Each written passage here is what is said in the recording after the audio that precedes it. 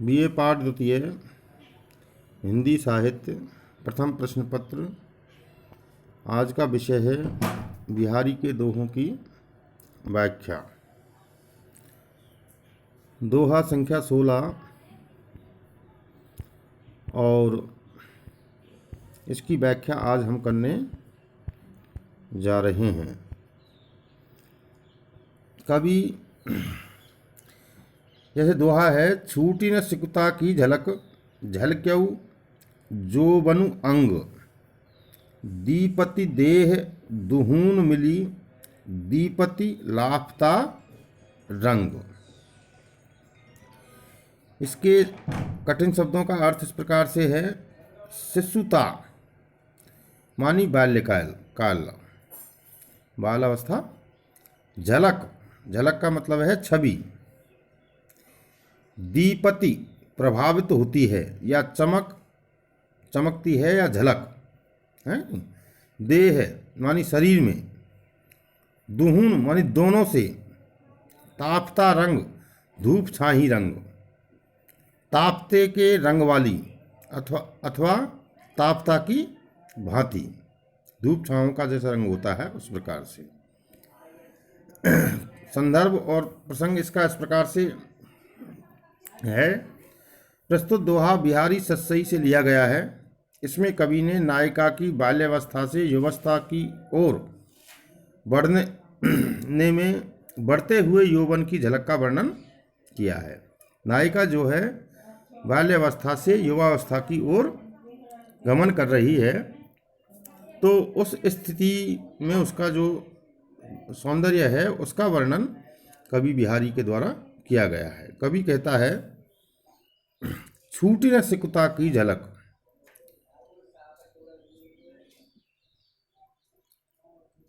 कवि ने दूती के माध्यम से कहा है कि दूती कहती है कि अभी तक नायिका के अंगों से शैशव की शोभा भी नहीं छूट पाई है। छूटी न सिकुता की झलक, सिकुता मानी बाल्यावस्था की झलक अभी नहीं छूट पाई है। झलक्यो यौवन अंग, और शरीर पर नायिका के शरीर पर जो है यौवन युवावस्था का जो रूप है दिखाई देने लगा है। तो इसका अर्थ ये भी है, ये हो सकता है कि अभी जो नायिका है उसके अंगों से बाल्यावस्था की रेख नहीं मिट पाई है, किंतु यौवन भी उसके अंग प्रत्यंगों पर झूलने लगा है, दिखाई देने लगा है। दीपति देह दुहून मिली, उसका तन शैशव व यौवन, शैशव बाल्यावस्था और यौवन दोनों ही उसके शरीर पर। दीपति देह दुहून मिली दीपति तापता रंग, अर्थात उसके तन पर शैशव व यौवन दोनों की आवश्यकताओं से युक्त होने पर धूप छाही रंग के समान सुशोभित हो रहा है। दोनों ही अवस्थाएं हैं। तापता रंग धूप छाही अवस्था के समान प्रतीत हो रहा है। तो इस दोहे में हम विशेष में ये लिख सकते हैं, कवि ने नायिका की व्यय संधि को वर्णित किया है। अनुप्रास तथा उपमा दोनों अलंकारों का प्रयोग इस दोहे में किया गया है। नेक्स्ट जो दोहा है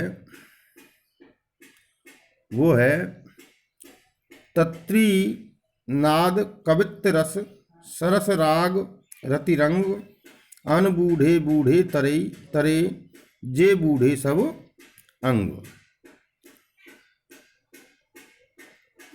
इसमें कठिन शब्द हैं, जैसे तत्रीनाद वीणा इत्यादि का मधुर स्वर, कवित्रस काव्य का स्वाद, सरस राग रसीला स्नेह अथवा रसीला गान, रति रंग प्रीति अथवा स्त्री संग का आनंद, अनबूढ़े इसका अर्थ यहाँ अधबूढ़े, बूढ़े डूबे नष्ट हुए, तरे बन गए या श्रेष्ठ हो गए, बूढ़े नवग्न हो गए, सब अंग सर्वांग पूर्ण रीति से।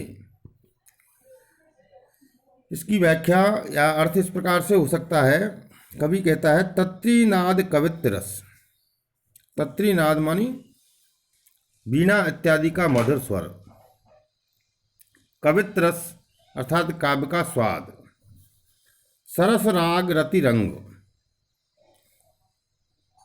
रसीला स्नेह, और रति मानी स्त्री का रंग या प्रीति का साथ। जो व्यक्ति अनबूढ़े बूढ़े तरे, जो व्यक्ति इन सब रसों में पूरी तरह से डूब गया वह तर गया, और जो नहीं डूबा वह रह गया। अनबूढ़े जो पूरी तरह से इनमें नहीं डूबे हैं, अनबूढ़े बूढ़े, और बूढ़े मानी जो इनमें पूरी तरह से डूब गया है, तरे वे तर गए हैं, और जे बूढ़े सब अंग, इन सभी अंगों में जो डूब गए हैं वो तर गए हैं।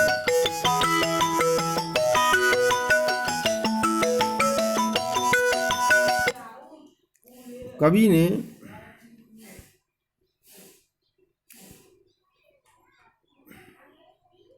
इसके विशेष में हम लिख सकते हैं, कवि ने सभी रसों में डूबने की स्थिति को दर्शाया है।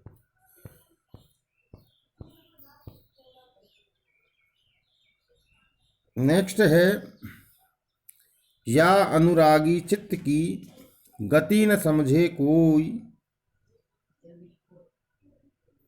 ज्यों ज्यों बूढ़े श्याम रंग त्यों त्यों उज्ज्वल होई। प्रस्तुत दो में अनुरागी शब्द का अर्थ है प्रेमी या लाल, श्याम शब्द का अर्थ है कृष्ण या काला, और उज्ज्वलु का अर्थ है पवित्र या श्वेत। गति मानी चाल, यहाँ इसका अर्थ रीति अर्थात व्यवस्था, रीति या व्यवस्था से भी लगाया गया है। इस दोहे का व्याख्या इस प्रकार से है। प्रस्तुत दोहे में कवि बिहारी ने कृष्णोपासना की महत्ता प्रतिपादित की है। कवि कहता है कि इस अनुरागी प्रेमी हृदय की गति को कोई नहीं समझ पा सकता है, या अनुरागी चित्त की गति न समझई कोई। इस प्रेमी हृदय चित्त मानी हृदय की गति जो चाल है उसको कोई नहीं समझ सकता। ज्यों ज्यों जैसे जैसे यह बूढ़े डूबता है, किसमें? श्याम रंग अर्थात कृष्ण प्रेम में जैसे जैसे डूबता है, या काले रंग में जो पापों का प्रतीक है वैसे वैसे यह इसमें डूबता है, तो वैसे वैसे वह त्यों त्यों उज्ज्वल होए, वैसे वैसे यह अधिकाधिक उज्ज्वल अर्थात पवित्र एवं शुभ होता जाता है। एक साथ इसका अर्थ इस प्रकार से हो सकता है। कवि कहता है कि इस अनुरागी अर्थात प्रेमी हृदय की गति कोई समझ नहीं पा सकता। जैसे जैसे यह श्याम रंग अर्थात कृष्ण प्रेम अर्थात काले रंग में जो पापों का प्रतीक है, वैसे वैसे यह अधिकाधिक उज्ज्वल अर्थात पवित्र एवं शुभ होता जाता है। इसके विशेष में हम लिख सकते हैं, प्रस्तुत दोहे में बूढ़े शब्द का बड़ा ही सार्थक प्रयोग हुआ है। भक्तमन जब जब भगवान की भक्ति में आमूल चूक अवगाहन नहीं करता, तब तक वह निष्कलुष अथवा शुभ नहीं हो सकता। किसी मलिन वस्तु को कालिमा में प्रक्षालित करने पर शुभ नहीं बनाया जा सकता। इसी विरोध को कवि ने श्लेष के माध्यम से सार्थक रूप देने में दिया है। अलंकारों में श्लेष, पुनरुक्ति, अनुप्रास के अतिरिक्त विरोधाभास अलंकार की छटा इस दोहे में श्लाघनीय है। अगला दोहा है, बड़े न हूजई गुणनु बिनु बिरद बड़ाई पाई,